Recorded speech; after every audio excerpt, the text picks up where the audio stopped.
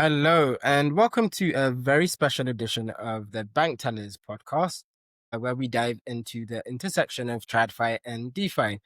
This is going to be a major topic we'll be exploring more at Money 2020 USA this October. Today, we are joined by JP Richardson, the CEO of Exodus. How are you doing, JP? I'm doing great. Thanks for having me.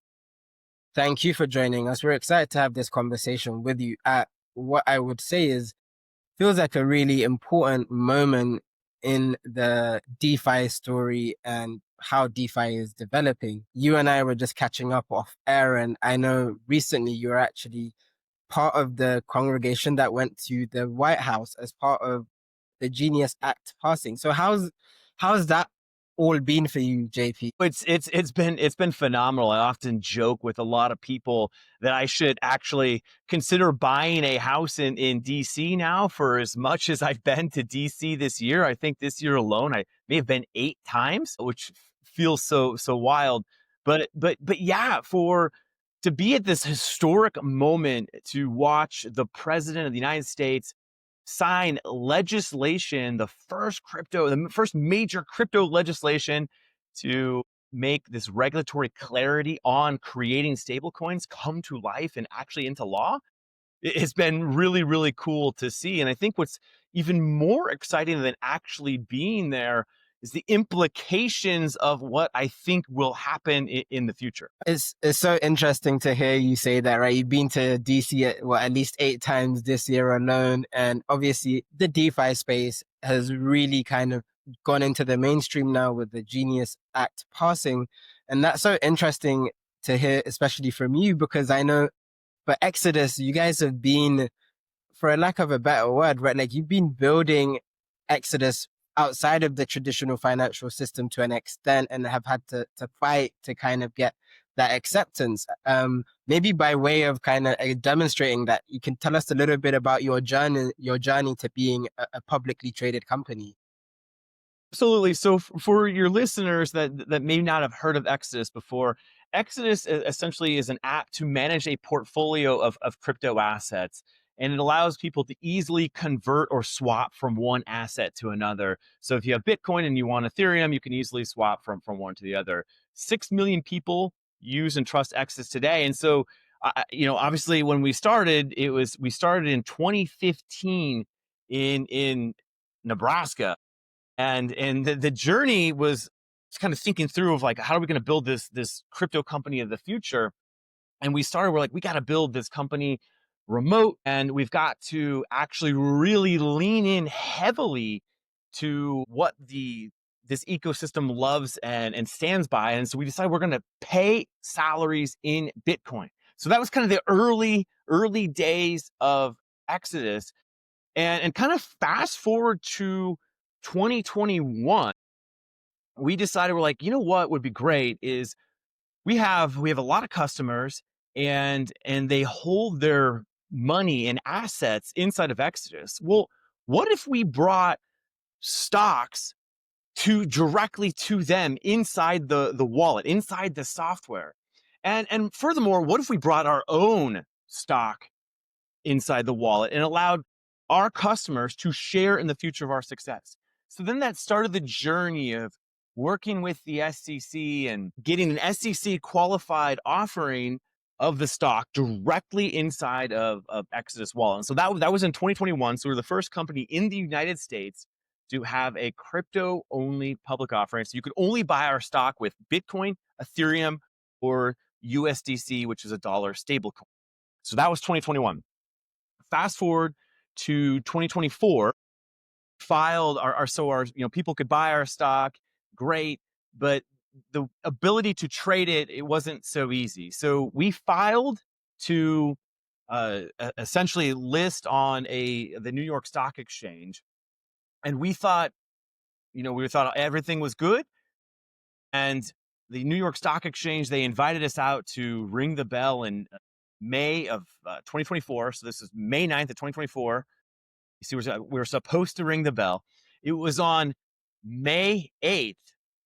We got the call that we could not ring the bell, and we could not even list And the reason for that was there was the SEC wanted to do additional review on everything. So that started down the whole journey of me getting involved in the political ecosystem, having dinner with Donald Trump in Trump Tower, and then ultimately to finally going public and listing and ringing the bell in January of this year. What a story. I mean, first of all, congrats on finally being able to see that through and being listed. In that time, since 2021 even, and I know you started way back, and you were telling us about the fact that you guys were actually a business that was paying salaries in Bitcoin. You've been deeply invested in the DeFi space. There's been a tremendous wave of change in terms of how that industry is being perceived. And obviously that's to this point culminated in a whole set of legislations or the legislation being passed. In terms of how the traditional financial service is looking at the DeFi space, are you seeing any material changes outside of what we're seeing through the regulatory lens? Is there growing appetite from whether it's institutional investors or other kind of traditional financial service players in working with you now? Yeah, that's a great question. So it's somewhat amusing in the sense that early on, I remember just early investors telling me, well, you'll never really even be able to monetize a wallet, essentially an app to manage the portfolio of crypto. You'll never be able to monetize that. And so don't even try, don't even create a business around it. And it's like eventually you kind of prove that, well, you can make money on this, and it kind of prove that out. And then you get to, you kind of fast forward and into the 2020, 2021, and in 2022 era. It's like, okay, well, the US government is not allowing any regulatory clarity around this ecosystem. So you have a lot of the traditional financial like the hedge fund managers and big institutions who don't want to even touch it because of the lack of regulatory clarity. And so now you've seen this shift where you see an embrace towards the technology and more regulatory clarity. And so now you see just this flurry of activity and interest. And so it kind of matches a bit of what you're seeing, but it's just to a degree of like almost from my view to be like, wow, like there was a moment even a year and a half ago where we felt as an industry that we weren't even sure it was going to be able to survive in the United States. And now here we are where the United States has really not only embraced the technology, embraced the industry, but has planted the flag of saying we want to be the crypto capital of the world. And so it's just so phenomenal to see that shift and experience that shift. Absolutely. And it sounds like it's a monumental moment in terms of, the future direction of travel for your business and the kind of space you're operating in. Given what we've seen, has that started to affect how you think about your place in the wider financial ecosystem and, what kind of player you are within that? Are you, do you see yourselves as competing against the traditional financial service players? Or are you more of a partnership kind of part of an ecosystem of various financial service players and applications and tools? Or is it something different altogether? Great question. So the way that we think about it now is that we think that we need to embrace what what is today. So what that really means is today, let's be real, people are using credit cards to buy things on a day-to-day basis. People are still having direct deposit to their bank accounts, and they're still heavily reliant upon what the traditional financial system has built. So the way that we think about it is, how can we take all of those great things that came before us and build on top of them to empower people and create even better experiences? And so let's go back to the Genius Act, right? And then making the regulatory clarity around stable coins known to everybody. And so this is going to open up so much innovation for banks now and companies like Amazon and Walmart to actually create their dollar stablecoins. The reason this becomes so powerful then is that consumers around the world, consumers outside of the United States, a lot of them want dollars. They want to save in dollars because compared to their own currency, so like for example in Argentina or Venezuela, these currencies have massive inflation. So these consumers, they want dollars. So the way that we think about it for Exodus and where we fit into this, we think, well, what if we were to build a real seamless and simple experience? Let's just think of it kind of like what we might know of Venmo in America, that's kind of built more on traditional finance. What if we were to build that kind of experience and bring that to people in other countries? But what if we were to build it on stable coins so we can get into these countries, we can move quickly, we can deliver a lot of benefits so consumers can quickly earn interest or yield on the dollars that they're holding. They can easily buy their goods and services with just a tap of a phone, and they can even pay their friends. So that's kind of how we think about it. We think, again, kind of in summary, that what's came before us with kind of the traditional financial system, the credit cards and the checking accounts, that we can extend that with stable coins, make it all very easy to use, package it up, and deliver it to the world in an easy consumer experience. So that's fascinating, right? Because there's in part, it sounds like this kind of regulatory clarity allows or creates the opportunities for more collaboration with the traditional financial services world, right? Like at the very least, thinking of the consumers or the parts of the world you mentioned already, right? To be able to access what Exodus is building, I imagine things like the ability to on-ramp and off-ramp using, a multitude of currencies will be an important part of that. And so having some regulatory clarity allows the existing traditional financial world to support their consumers to be able to access new emerging financial tools like what you're building at Exodus, right? Absolutely. And to add to that, so now we have that regulatory clarity. So what does like a JP Morgan do with that, or a US bank?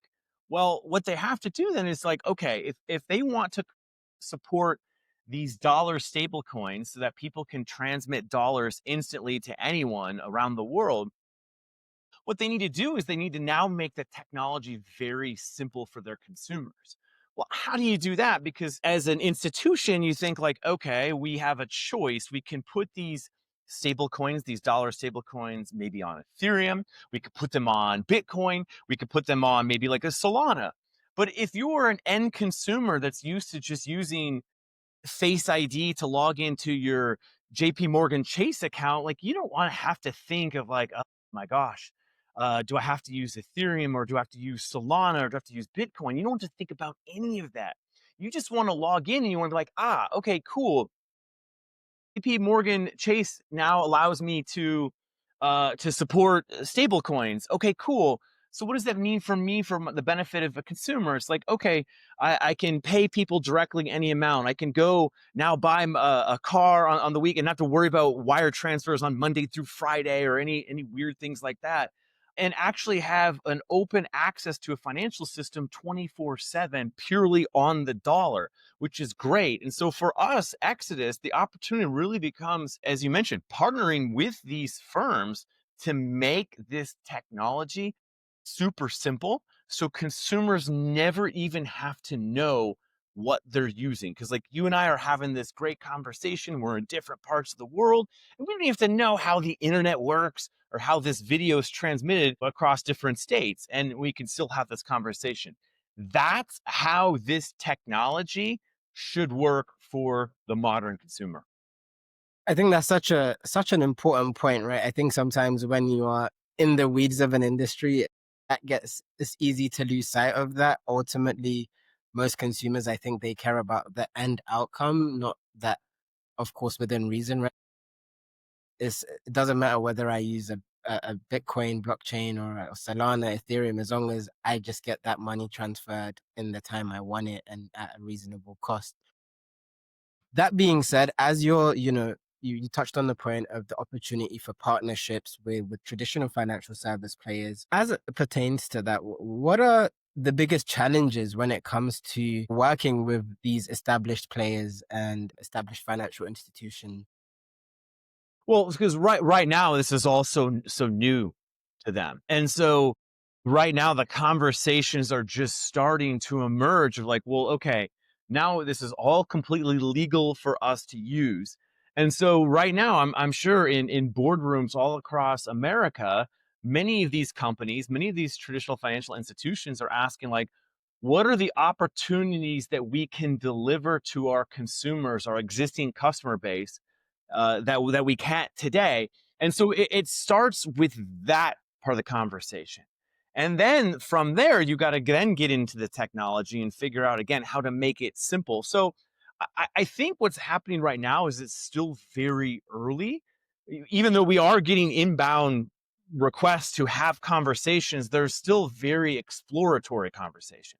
So, for example, there is a public company that reached out to us and they said, "Hey, can you just talk to us about stable coins, talk to us about the Genius Act, and kind of help us think through some of these things." And again, that they are a public company, and so it's great that they're thinking ahead and thinking about these things, but it's still very early. So I think there's going to be challenges for a lot of companies, but as long as they're jumping on it now, they're learning now, and if they can learn quickly, I think they'll get the edge above their competitors.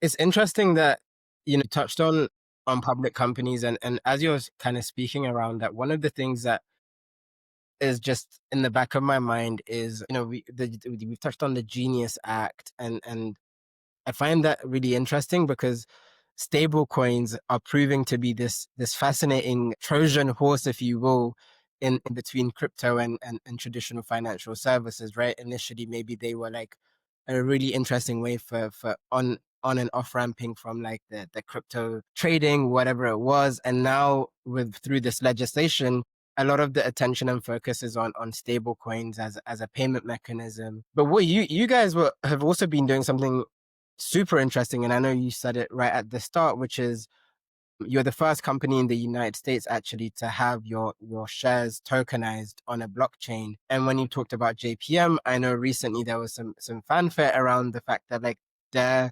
appear to be setting the foundations for things like tokenized deposits, right? Which sounds like a possibly an even bigger and fundamental re-altering of financial services than stable coins will do. How are you seeing that side of the space develop, things around tokenized deposits, things about around the interest that might feel from big financial established players that have huge customer deposit bases as well, and that opportunity looks like going forward? Yeah, absolutely. So as you mentioned, we're the first company in the United States to have our stock tokenized on a blockchain, our common stock actually. And so we see a world where all stocks eventually will be tokenized in the blockchain. And that becomes really cool and really powerful for a number of reasons. You could think about just purely on the aspect of those that pay dividends, right? And today, your dividend gets paid to your brokerage, but still transferring money, moving money, and not using stable coins. If you have money in your brokerage and you're going to transfer it to your bank account, everybody knows it's going to take 3 days. And that in today's world, the 3 days is an eternity, right? It's like I want it now. And on top of that, it's like if it's on a Saturday afternoon and I want to transfer money, like I should be able to have that money present for me. And so you can imagine a world where all stocks eventually are tokenized in the blockchain, and then dividends are paid out directly on the blockchain in stable coins, right? In dollar stable coins. But it could even extend further than that. Like dividends, I understand that dividends are paid on a quarterly basis because that kind of matches company earnings. But there will be some company that's going to say to themselves, like, wait a second, why don't we pay a dividend on a quarterly basis? Maybe a REIT, maybe a real estate REIT. Like, why don't we pay it on a quarterly basis? Maybe we should pay it on a monthly basis. Maybe we should pay it on a weekly basis. Maybe we should pay it on a daily basis. Because if you're the REIT that's paying dividends on a daily basis, well, that makes you awfully more competitive than some of the other REITs. And you can do that with this technology. And you don't even have to, you can even get crazier. Like, let's pay dividends on an hourly basis, which sounds madness to most people. So that's just one like really interesting aspect of all this. Of course, you can see a world with tokenized stocks where you could do more frequent voting. You could create an investor base that also maybe is heavily a customer base as well. Right? And, just a wild idea. Maybe you're going into Starbucks and instead of getting loyalty points, maybe you're getting some Starbucks stock along with it. And then you're voting right there at the time of the purchase on something else. Like maybe you want a different muffin or whatever. I know it sounds so wild, maybe so kind of silly in some senses, but the point is to really start planting ideas in people's minds of the things that you can do. Other things that people are talking about doing are, there's this aspect of actually tokenizing real estate, right? And so suppose you're a real estate developer and you want to buy a big plot of land. You can do the tokenization and you can start raising money from people, right? And of course, there's regulations around that you still will have to follow regardless of the tokenization. You could also see a world where maybe you already have a tokenized real estate portfolio and you think like, well, or I'm sorry, you already have a real estate portfolio and you're like, I want to tokenize this real estate portfolio. Maybe it's I don't know, a $250 million portfolio. I'm like, I'm going to tokenize this portfolio and allow people that are my existing investors to then trade with each other, maybe sell or trade to other accredited investors. So the regulations, of course, are still going to apply with this technology. It's just that this technology unlocks efficiencies for investors and consumers around the world, which is what's so fascinating to me. I mean, I think that, I remember back in the heydays of the ICO era, right? Where, of course, there was lots of teething problems and lessons learned there, but there was a lot of the mission and the idea behind so many of the kind of ventures at that time was, right, to democratize access, but also unlock huge amounts of liquidity and efficiency. And it sounds to me like we're actually working our way towards that. Maybe that kind of vision was quite ahead of its time at that time, and there was lots of pieces that needed to fall into place, like the regulatory piece, etc. As you're, sitting here now, 2025, what's your sense of what this space is going to look like broadly from a competitive dynamic, what the makeup of the industry and the market's going to look like in the next 5 years? Is this are we at the start of a almost like a kind of exponential growth in the adoption and integration of DeFi, or is this just one of the very many kind of set of steps that still have to be fought over to really start integrating it more deeply? Yeah, no, I think that we're just at the start of what will be just an explosive growth cycle. And so just here's just like another idea or sense or thought on that. So everybody or most people these days are really adopting using AI to benefit their life, right? So like you can go to ChatGPT, maybe you want to summarize something, maybe you want some feedback or advice on something. Great. And it's been great so far. But what's going to start to emerge is the ability for AI agents to do things on your behalf. So what's an AI agent? AI agent really is just that same ChatGPT. You're saying, "Hey, I want you to research this trip for me and then actually go buy the best flight, buy the best hotel and things like that." And so today it's fine for the AI agent to potentially log in using your credentials onto, Expedia.com or Amazon.com or whatever. If you have your credit card stored there, fine. But eventually, these AI agents are going to adopt stablecoins, dollar stablecoins, to be purchasing on your behalf. Because today, you don't have the flexibility to say, all right, AI agent, say you have, I don't know, a $10,000 or $20,000 limit on your credit card, right? Today, you don't have the flexibility to go to your credit card and say, I want to tell this AI agent that's going to search this trip for me to only have a limit of like maybe $4,000, right? You don't have that flexibility. But with stable coins and wallets, you will have that flexibility where you can tell the agent, like, hey, you're going to go do this thing for me. And then on your end, you can make sure that this AI agent does not exceed $4,000 under any condition whatsoever.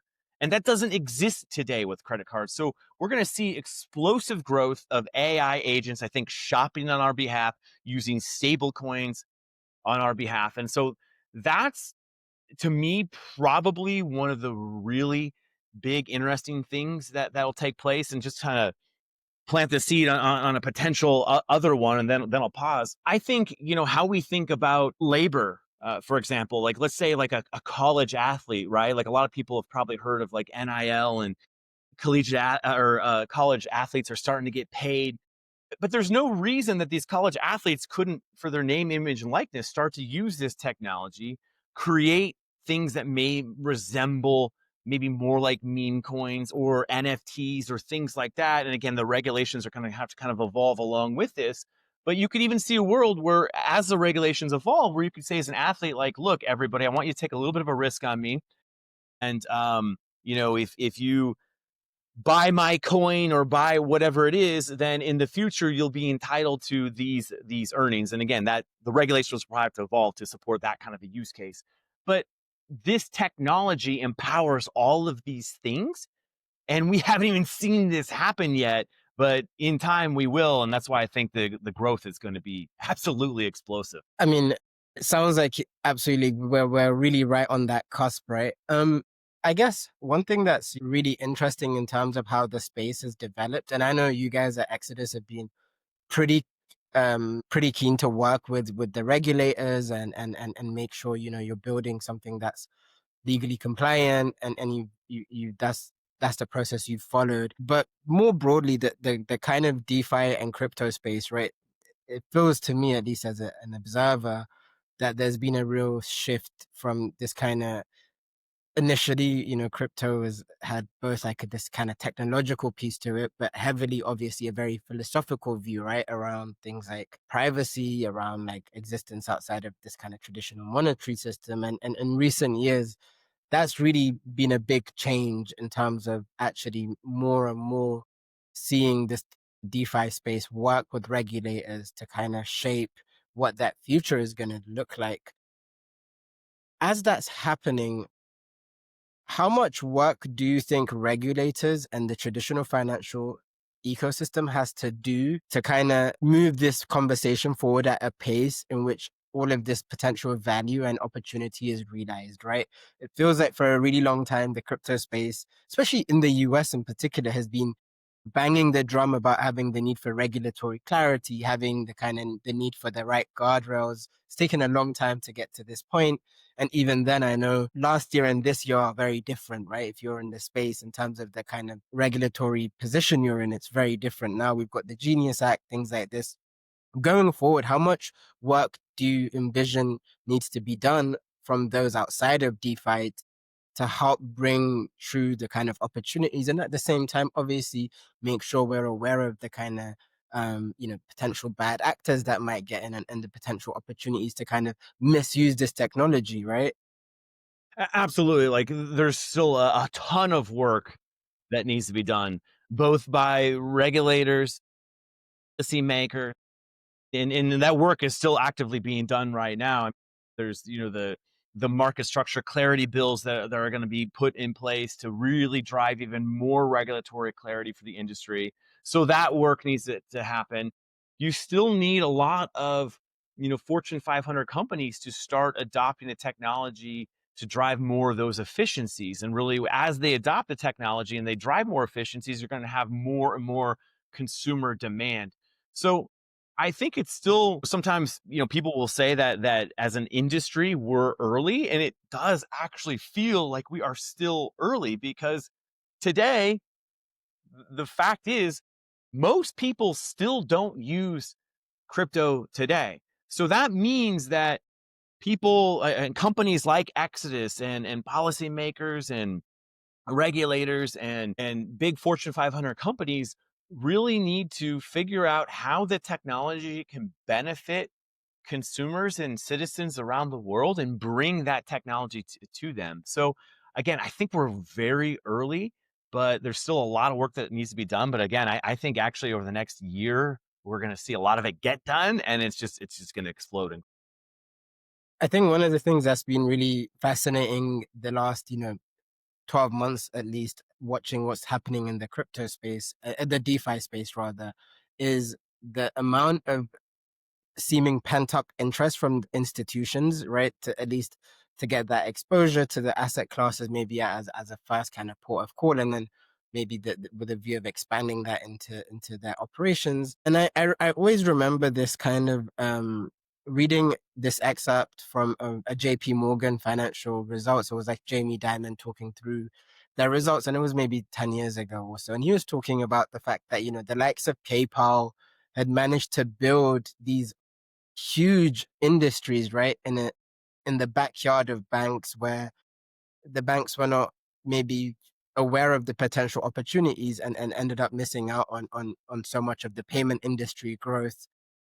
And today, I think there are probably lots of senior executives and leaders at banks across the thousands of banks in the US who are probably gonna be looking at this moment in a few years and thinking, wow, maybe we did miss out on this monumental thing. As someone who is at the forefront of that from the DeFi side and someone who's working closely with the traditional financial service players, but also the regulators and the key folks within that, what is the main message from you for folks to kind of heed that kind of early warning? And what do people need to do today to make sure that they're really setting their companies and their businesses up for success for this kind of inevitable change? yeah, this is a fantastic question. And I think it really comes down to understanding the efficiencies that are driven by using stablecoins. And I think it's obvious to most, at least, that to transfer money in the United States, especially between businesses, right? A lot of people, as a consumer, most consumers are probably thinking like, well, okay, I've got Venmo, and Venmo allows me to pay my nanny or whatever real easily, and that's fine for me today, and that's okay. Like there's nothing wrong with that, right? But when you're a business and you're gonna pay some I don't know, your Amazon Web Services bill, and maybe it's $100,000 that month, and it's fine, but credit cards don't work for that, and so you gotta do wire transfers. And wait a second, what if you miss the bank cutoff time, and all of a sudden, because you missed the bank cutoff time, that Amazon, fortunately, they have a grace period, fortunately, but assuming, let's say, maybe they didn't have a grace period, like they could potentially turn your servers off, and then that would allow you to not prevent you from servicing your customers, right? So technology like stablecoins, because it allows you to transfer any amount of money at any time, that in of itself between companies becomes very powerful. So I'm assuming that a lot of people are going to see that. But if not, if they don't see that, I think one of the things really is to consider your legacy as an institution, right? I mean, who talks about horse and buggy manufacturers anymore? Nobody, right? And so that transition into the world of automobiles was a very difficult transition. And unfortunately, I think I read this recently, of the, I think, 97 horse and buggy manufacturers that transitioned to automobiles, only 3 ultimately made that shift. And I think that's just so important for people to be thinking about, not playing it too because you're some senior exec at a bank and like, yeah, revenues have increased a few percent this year. Like, I'm safe, I'm good. But really, I don't know. I would challenge people to think about their legacy and what they want to do for their customers and what they want to do for their institutions and what they want to do for their shareholders, and really take themselves to the next level. And I mean, what an incredible like data point there to kind of really put things into perspective and focus. This is, I guess, the last question for me. I know we're coming up to time, JP. So, in your experience and your thinking, as you kind of think about the world ahead and the work you're doing, how important is a DeFi strategy for a typical TradFi institution? And how important should it be? I think it's critical for traditional financial institutions to embrace the world of crypto, embrace the world of Bitcoin, embrace the world of DeFi, because as new technology emerges, the younger generations start to become very quick to adopt this technology. And so, yeah, again, maybe growth is fine right now for these institutions, but you fast forward 5 years from now, you fast forward 10 years from now, if you don't adopt these technologies, then other companies will, and they will be the ones that reap the rewards and reap the success. So I think it's absolutely critical that companies adopt. Thank you, JP. I think that's a really great message to leave our listeners on. Thank you so much for your time. So hopefully we'll grab you in Las Vegas, and we might have to do a part 2 because I'm sure the listeners will have a ton more questions for you. But thank you so much for joining us today for this special series of the Bank Tellers, the intersection, and we'll catch you in Vegas. And final thing for me, congrats so much on all the progress. I know there's been many years of hard work and labor and effort gone into what we're seeing today. So congrats on all of that as well. Thank you for having me, and I appreciate that. Thank you so much.